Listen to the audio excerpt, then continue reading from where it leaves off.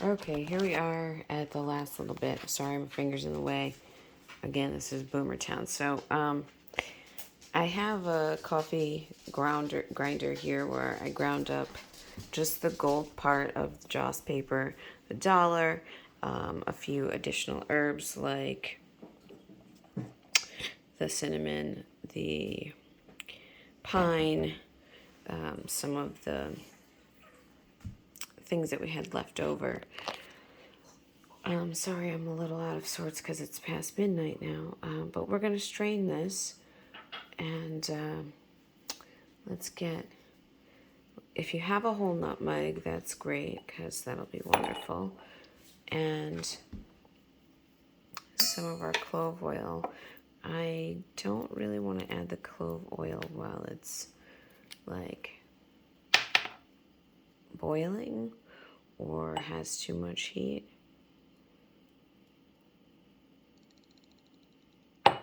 Okay, we don't have to go too crazy with it. Apparently I did, but you don't. If you don't have clove oil, sometimes whole cloves. And a lot of this stuff you can get from,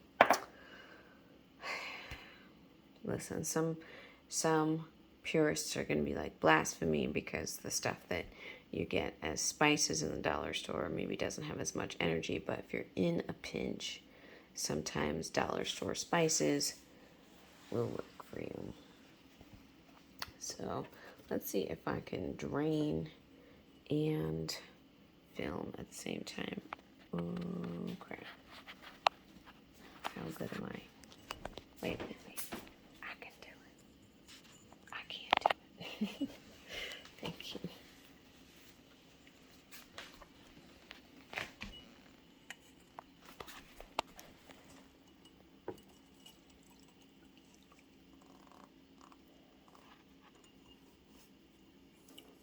Oh dear.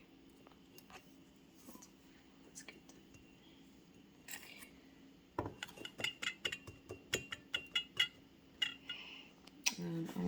I'm gonna chop that out and then we'll come back to it.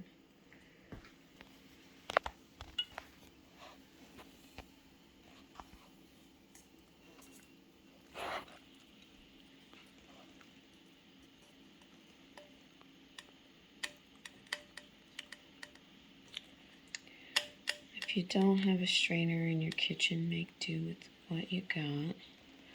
All right, that's good for that. Mix itself.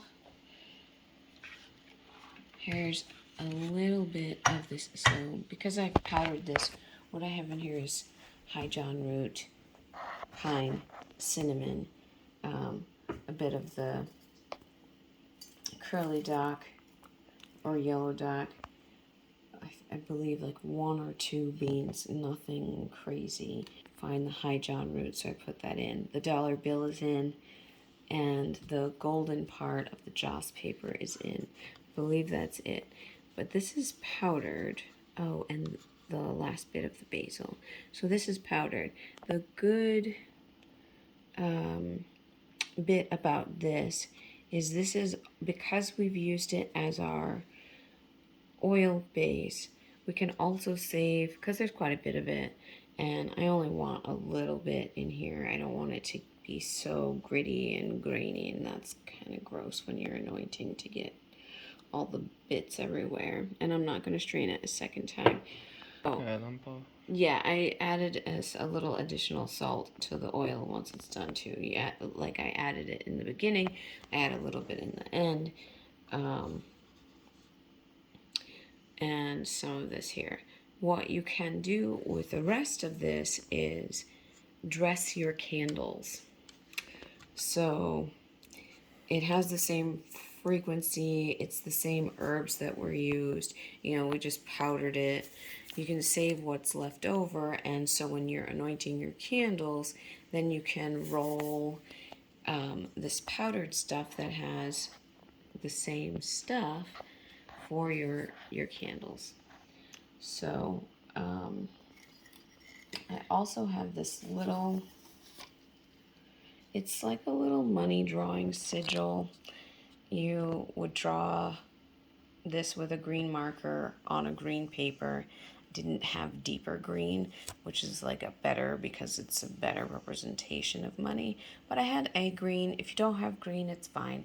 If it's just like as many check marks that you can mark off is great, but if you don't have it, it is what it is.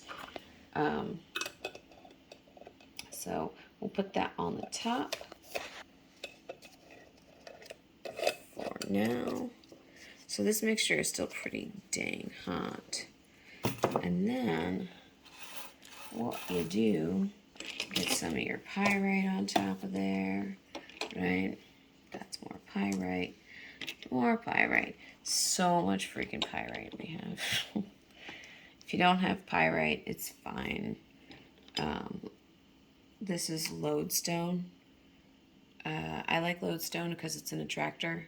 So like whatever, the thing with lodestone though is like whatever you're thinking or whatever your focus is on, it attracts that. So you need to be mindful about what you're focusing on, because if you're focusing on negativity, lodestone has a way of being an attractant to that. But it almost always helps you find yourself in the right place at the right time, kind of thing.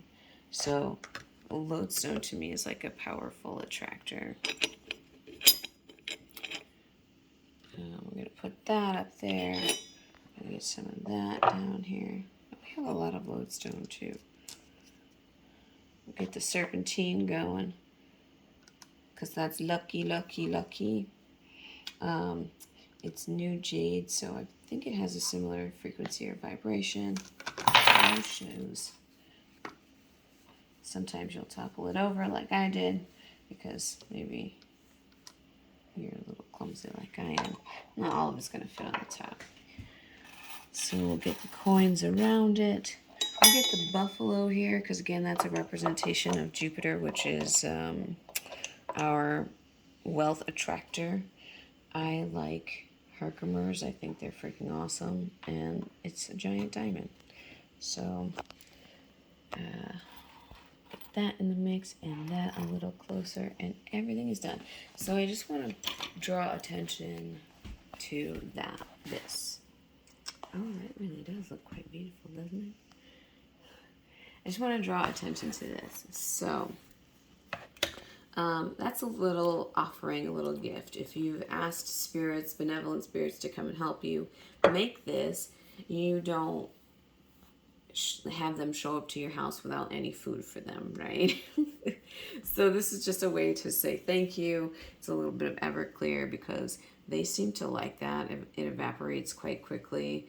Like, we put some out for them a couple of days ago, and I tell you, like, we had a full cup, and it was like, it was quickly being evaporated. Although we have other alcohols that we offered to them, the Everclear was the one that they seemed to like evaporate the quickest. Then a green apple, but it's cut in such a way, right? And then oranges, because oranges in some cultures are like representation of coins. So this is just a way to be like, hey, thanks. And chocolate, because everybody loves chocolate, but you know, sometimes you don't have candy.